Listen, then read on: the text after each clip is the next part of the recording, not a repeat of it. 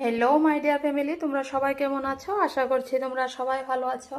তো আজকে আমি কাঁকড়ার রেসিপি বানাবো, সেটাই তোমাদের সাথে শেয়ার করছি। এখানে দেখো আমি কাঁকড়াগুলো কেটে ভালো করে ধুয়ে নিয়েছি।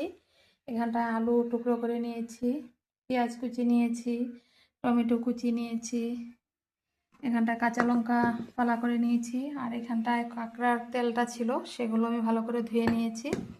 এখানটায় রসুন বাটা, নুন, জিরের গুঁড়ো, কাশ্মীরি লঙ্কার গুঁড়ো, ধনে গুঁড়ো, আদা বাটা, হলুদ গুঁড়ো, এগুলো দিয়ে আজ আমি কাঁকড়াটা বানাবো। আর কে কে কাঁকড়া ভালোবাসো কমেন্টে জানিও, তোমরা পাশে থেকো আমার। আমি চলো এখন কাঁকড়াটা বানিয়ে নিই।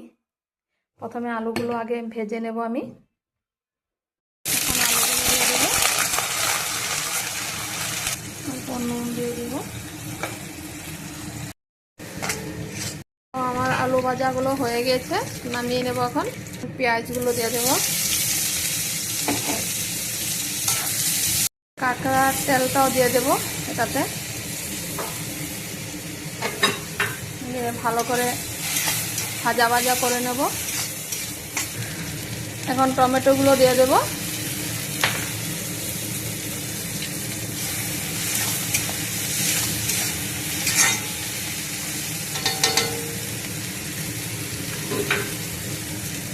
কাঁকড়াগুলো দিয়ে দেবো,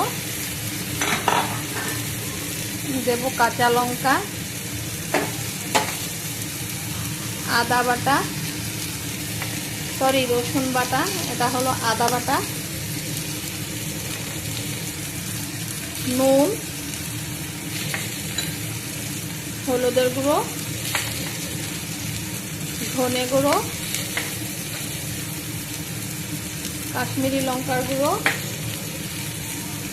জিরে গুঁড়ো, এগুলো দিয়ে ভালো করে এখন কষিয়ে কষিয়ে রান্না করব।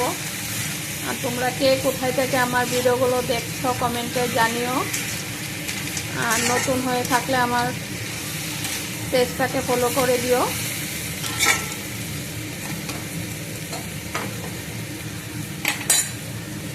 এটাকে এখন আমি ঢাকা দিয়ে লো ফ্লেমে ভেজে নেব। আমার কষানোটা প্রায় হয়ে গিয়েছে, এখন আলু ভাজাগুলো দিয়ে দেব।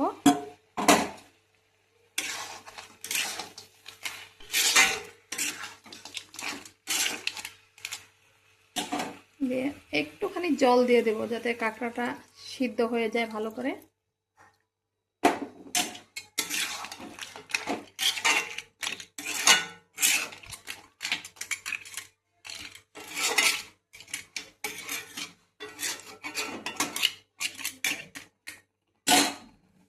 এখন ঢাকা দিয়ে রান্না করে নেব।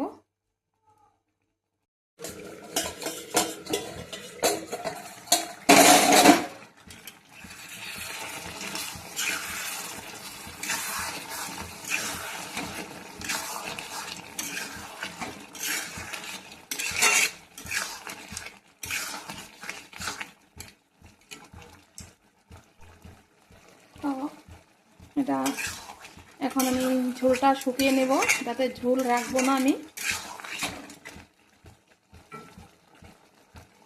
কি সুন্দর লাগছে দেখো তোমরা।